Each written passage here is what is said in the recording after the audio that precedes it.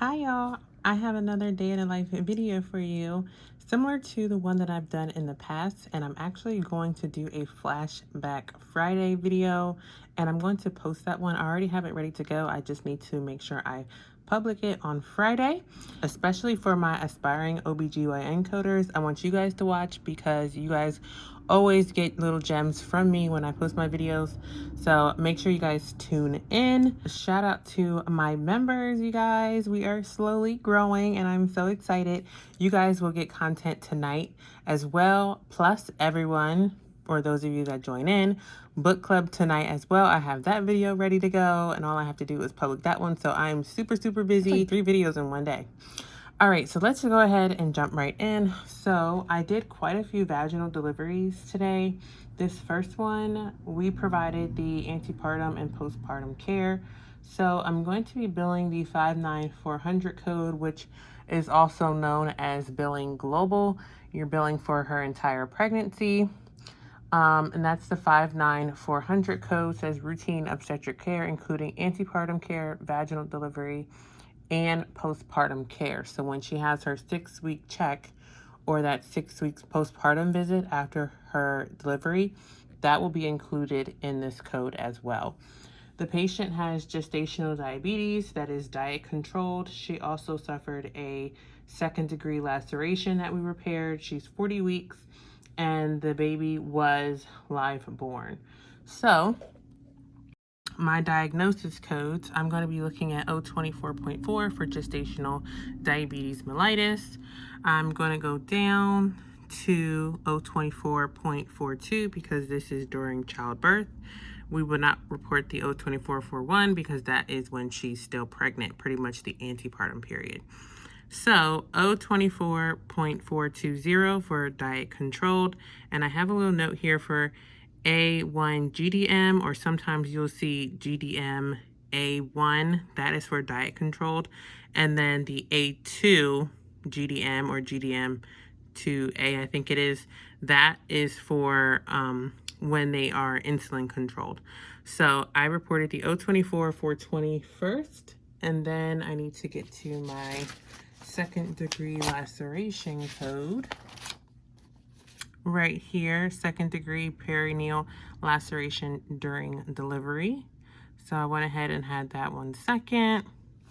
And then for the weeks of gestation and the outcome of the delivery, I reported Z37.0 for a single live birth.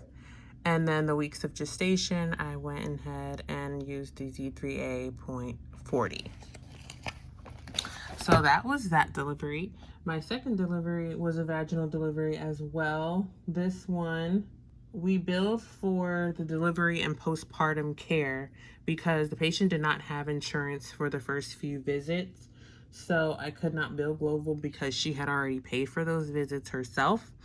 And that would kind of be like double dipping if you got reimbursement from the patient, and then if you went ahead and tried to bill global for the insurance, you can't double dip. So if you build out office visits for the prenatal visits, you don't go ahead and bill global and say that every single antepartum visit is included in this delivery, because it wasn't. So I'm going to be billing the vaginal delivery only and including postpartum care, so the 59410. My diagnosis that I have here is post-date, so she went past her due date, and there was a tight nuchal cord around the baby's neck. She's also 40 weeks. Well, she was like 40 weeks and 3 days. That's why we have post-dates. And then the outcome of delivery as well. So again, those last two codes will be the same that we looked at previously, but for the post-dates, that is going to be right here, late pregnancy, and that's pregnancy over 40 completed weeks to 42 completed weeks. And then the tight nuchal cord is going to be O69-1XX0 because this was only one baby. And then here is that note that tells us that you use the 0 for if it's a single gestation, and if it were multiples, then that's when you start using the numbers 1 through 5. So 0691XX0 is the code that I used, in addition to my weeks of gestation and outcome of delivery. My next delivery was global again, so the 59400 code, and she was here for induction of labor for velamentous cord insertion. There was a tight nuchal cord again. This was wrapped around the baby's neck 3 times. She's 39 weeks, and this was a live born. So let's look up that velamentous cord insertion. That is right here, 043.12, and we're going to use the 3 for a 3rd trimester. They don't have a code for delivery. And then I used the same code we just went over for 069.1XX0 for labor and delivery complicated by cord around neck with compression. And then the weeks of gestation, I used Z3A39 and outcome of delivery Z37.0. After that, I had a circumcision, actually for this same patient's baby. She had a boy. So I used the Z41.2 for encounter for routine ritual male circumcision. That was the only diagnosis code that I reported. And then for my CPT code, 54150, circumcision using clamp or other device with regional dorsal penal or ring block. We use the clamp, so that is why I use the 54150 code. After that, I had another vaginal delivery. I'm telling you guys, I had so many vaginal deliveries. This actually, I don't even think I had any C-sections today. That's crazy. This one was another post-date. She was in active labor. She suffered a 1st-degree laceration. She also pushed for 3 hours. There were periods of deceleration or category 2 heart tracings, and the baby was in a transverse presentation. So that's a lot. We're going to start with post-dates because that's the reason why she had came in. So 048.0 post-term pregnancy. I don't know why it's looking so blurry. There we go. So 048.0, and then she had a 1st-degree laceration, which is right here. Perineal laceration during delivery, 1st-degree perineal laceration during delivery. And then I had my weeks of gestation, which I'll show you guys that because it's the same thing, 40 weeks, and the Z37.0. She pushed for 3 hours, and for that, I used the 063.1. There were decelerations. That is going to be the 076 code right here, abnormality in fetal heart rate and rhythm, complicating labor and delivery. And those are my other notes that I have there.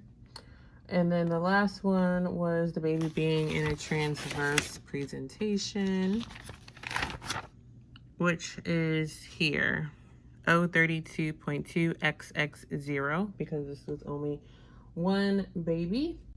And then again, we have our weeks of gestation, Z3A40, and then Z37.0.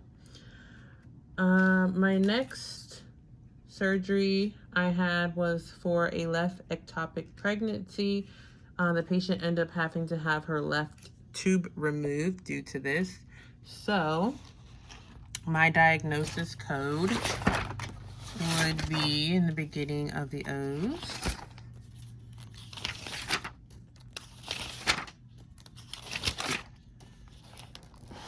Okay, so here we are at ectopic pregnancy, and then you want to go to tubal pregnancy, and you keep going until you get to tubal pregnancy, left tubal pregnancy without intrauterine pregnancy. So I reported the 000102. And then for my CPT code, that code I reported the 59151 for laparoscopic treatment of ectopic pregnancy with salpingectomy or oophorectomy. We only took the tube, so I only need to worry about the salpingectomy piece and the keyword or oophorectomy. So it's not like they have to take both.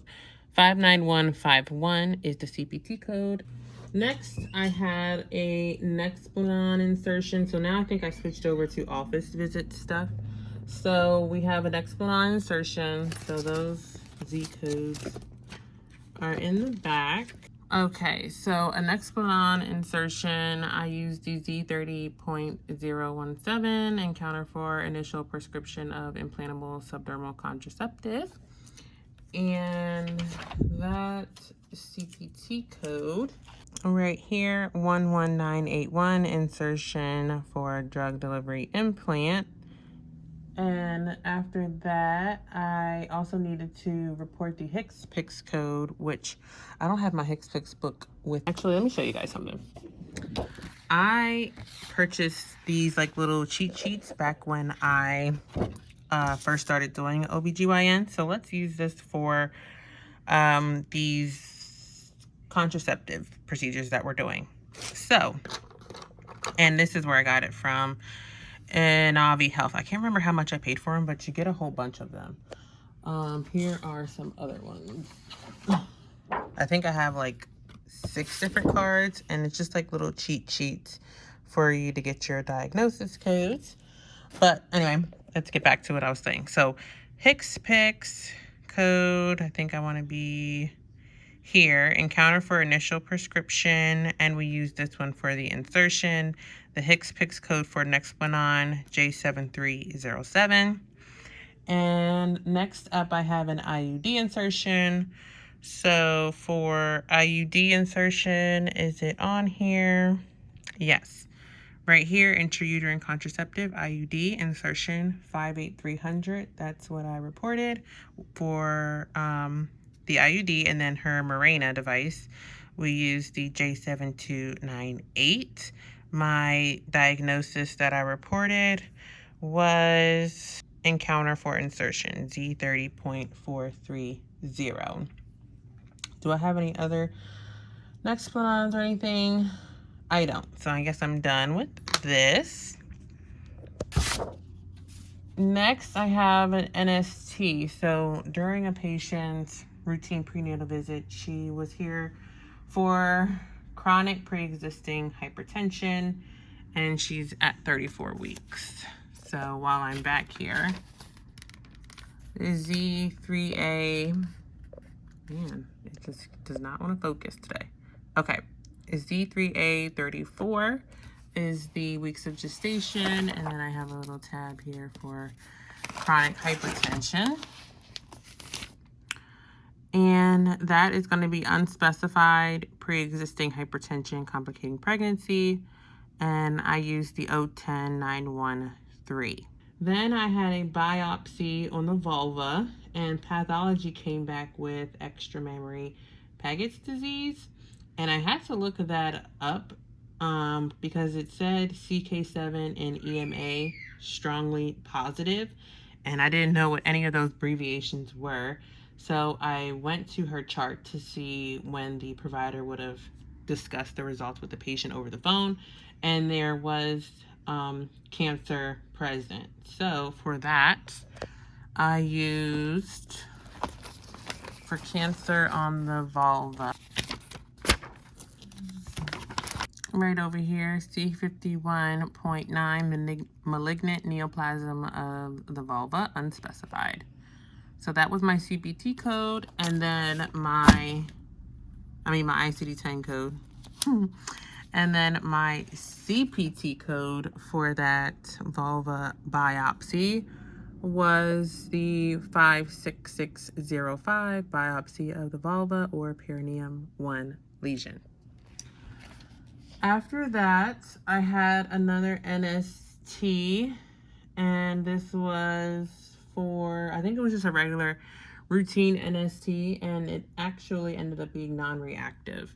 So for that, we report 036-8330 for maternal care for abnormalities of the fetal heart rate or rhythm. And up here, where they give us some examples, the very last one, maternal care for non-reassuring fetal heart rate or rhythm, that's the same thing as non-reactive. So that was my primary diagnosis code. This patient was sent to labor hall. So originally we would have been billing an E&M because of the payer, but because she was sent to labor hall for extended monitoring, I could not bill for the E&M because when she gets to the hospital, they will be billing an E&M. If it's the same specialty, you do not bill 2 E&Ms on the same day. We bill for the NST in the office, and then once she got to labor hall, we billed an E&M there, and I put the modifier 25 on that labor hall visit because you would have got a denial for billing 2 services on the same day, which the modifier 25 explains that there was another procedure billed on the same day by the same specialty. And then I had another NST with another patient because she was having decreased fetal movement, and that is actually right here. So 036-8130. And I'm so sorry I didn't even show you guys the code for that NST. NST stands for non-stress test, 59025. Let me look for that. Okay, so right there, 59025. And then my last one that I have for you guys was a colposcopy. And we also did a endometrial biopsy at the same time. So when billing for those, you want to look for the colposcopy, and we did the biopsy and cervical or endocervical curettage. So BX and ECC is the abbreviations for those. So I billed 57454 for the colp, and then for the endometrial biopsy, you use the add-on code 58110. So I had squamous metaplasia, which is N87.9. So that would be back here. And